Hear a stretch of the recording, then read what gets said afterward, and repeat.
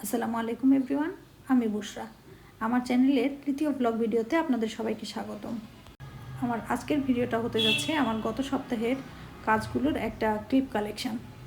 Resort থেকে ঘুরে আসার পর এই সপ্তাহটা আমার খুব ব্যস্ততায় কেটেছে, কারণ আমার বাসায় আমার একটা ফ্রেন্ড, তার হাজব্যান্ড এবং বাচ্চারা সহ আসার কথা ছিল।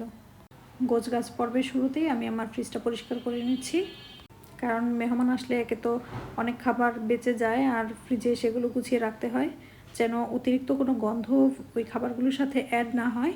তাই আমি আগেই সবসময় ফ্রিজটা পরিষ্কার করে নিই। আর সবসময় এই ভালো করে ফ্রিজ পরিষ্কার করার পর আমি কিছুটা স্যাভলন এবং ভিনেগারের পানি দিয়ে ফ্রিজটা ভালো করে আবার মুছে নিই।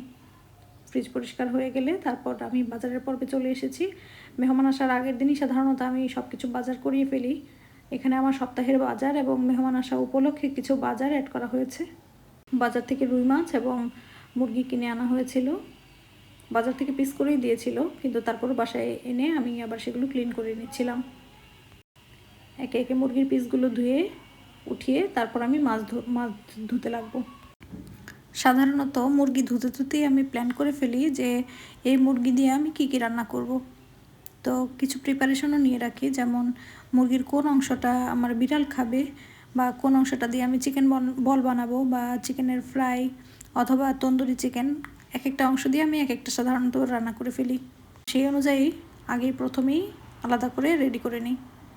যেমন আজকে আমার প্ল্যান আছে আমি চিকেন বল বানাবো, যেহেতু মেহমানরা আসছে, তাই স্টার্টার হিসেবে কিছু চিকেন বল সার্ভ করব ভেবেছি। তাই সেই পিসগুলো আমি ওভাবেই আলাদা করে নিয়েছি। আর মাছ ধুয়ে নিচ্ছি। মাছ বাজার থেকে যতই কেটে পরিষ্কার করে দিই, তারপরেও দেখা যায় কিছু কিছু আঁশটে লেগে থাকে আর কিছুটা স্লাইমিও থাকে মাছগুলো। তাই আমি সবসময় ভালো করে মাছ ধুয়ে নিয়ে তারপর একটা পলিথিনের উপর বা একটা প্লেটে আলাদা আলাদা করে মাছগুলো রাখি ফ্রিজে ছড়িয়ে। তারপর একদিন ওভারনাইট ফ্রিজিং হয়ে গেলে তারপর সবগুলোকে আবার তুলে একসাথে এক করে রেখে দিই। তাহলে যেদিন যতগুলো প্রয়োজন মাছের পিস বের করে নিয়ে ব্যবহার করা যায়। আপনারা কে কে এভাবে ব্যবহার করেন আমাকে অবশ্যই জানাবেন। আর মাছের ভেতর যে তেল থাকে, আমি তেল থেকে নাড়িভুড়িগুলো আলাদা করে ফেলে দিয়ে তারপর এই তেলটা রাখি আমি সব সময়। এটা আমি শাক দিয়ে রান্না করি মাঝে মাঝে, আবার মাঝে মাঝে দেখা যায় এটা শুধু ভুনা করে খাই। এটা খেতে খুবই মজা লাগে আমার কাছে, আর বেশ হেলদি ওই জিনিসটা। আর বাজার যেগুলো করা হয়েছিল সেই বাজারগুলো একে একে আমি সাজিয়ে নিয়েছি ঝুড়িতে। প্রথমে মটরশুঁটি ঢেলে নিয়েছি, তারপর ব্রোকলি, বাঁধাকপি, শিম, টমেটো আর করলা নিয়েছি একটা ঝুড়িতে। বাজার ছড়িয়ে রাখলে বাজার নষ্ট হওয়ার রেট অনেক কমে যায় এবং খুব ফ্রেশ থাকে বেশ কয়েকদিন ধরে।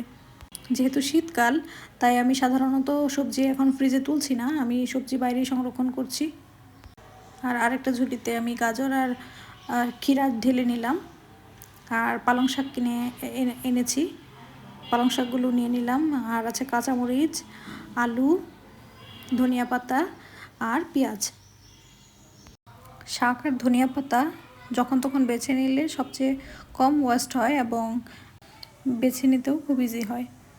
আর আমার বাসায় যেহেতু হেল্পিং হ্যান্ড নেই, তাই সব কাজ আমি নিজেই করি। আর চেষ্টা করি এমনভাবে গুছিয়ে করতে যেন আমার কাজের লোডও অনেক কমে যায়। আমি এখানে পালং শাকটা বেছে নিচ্ছি। আর অনেকগুলো পালং শাক আনা হয়েছিল, তাই ভালোভাবে এগুলো সব ক্লিন করে ধুয়ে সিদ্ধ করে আমি ফ্রিজে রেখে দেব। কিন্তু এই সপ্তাহে প্লাস পয়েন্ট হিসেবে আমার ছোটো বোন আমার বাসায় ছিল, তাই ও আমাকে সাহায্য করছিল। যেমন মটরশুঁটিগুলো ও আমাকে বেছে দিয়েছে, তারপর কিছু হাঁড়ি পাতিল, বাসনকোসন যেগুলো বাড়তি দরকার হয় সেগুলোও আমাকে ক্লিন করে দিয়েছে কিছু। এই তো বাজার গোছানো শেষ।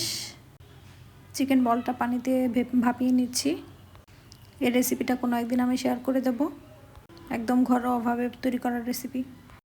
এর পাশাপাশি আমি আমার বিছানাগুলো আবার গুছিয়ে নিচ্ছিলাম। বেডশিটগুলো চেঞ্জ করে দিয়ে নতুন বেডশিট পেরে আমার সবসময় মনে হয় একদম পরিপাটি একটা ঘর মন ফুরফুরে রাখে আর কাজ করার জন্য অনেক উদ্দীপনা তৈরি করে।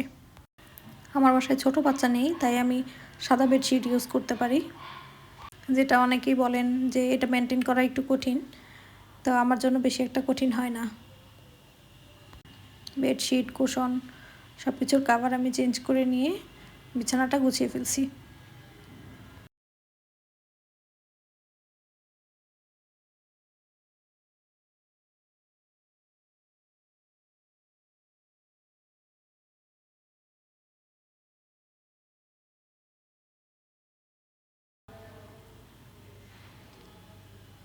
এই রুম শেষ করে আমি অন্য রুমে চলে এসেছি।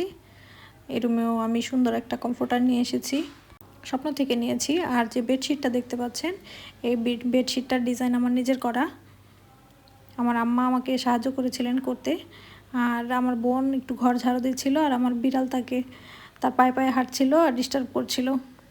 এই তো আমার ঘর মোটামুটি গুছানো শেষ। আর এর মধ্যেই আমাদের টেক্সট এসেছিল যে আমাদের যে পাসপোর্ট করতে দিয়েছিলাম সেটা ডেলিভারি রেডি হয়ে গেছে। তো আমি আর আমার হাজব্যান্ড দুজন গিয়ে নিয়ে এসেছি। আর একটা পুডিং বানিয়েছিলাম পি স্যুপ। এটা মূলত তার খোসার স্যুপ, আমি একসময় শেয়ার করব, ভিডিও করে রেখেছি। আর আমার হাজব্যান্ড একটা অফিসের কাজে ঢাকায় গিয়েছিলেন, আসার সময় সিরাজগঞ্জের হোটেল বিরতির সময় একটা দই কিনে নিয়ে এসেছিলেন, কিন্তু আমার কাছে দইটা মনে হয়েছে খুব ভালো, এত ঘন প্লাস খুব মজা। আমার ভিডিও এডিট করতে করতে আবার লোভ লেগে যাচ্ছে, তো দেখতেই পাচ্ছেন।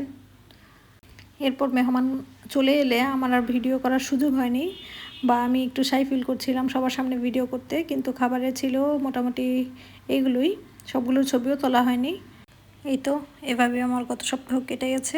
আর আমার মেহমানটাকেও আপনাদের দেখিয়ে দিই। আমার ভিডিও আপনাদের কেমন লাগে অবশ্যই জানাবেন। আর পরবর্তী ভিডিও দেওয়ার আগ পর্যন্ত সবাই ভালো থাকবেন, সুস্থ থাকবেন।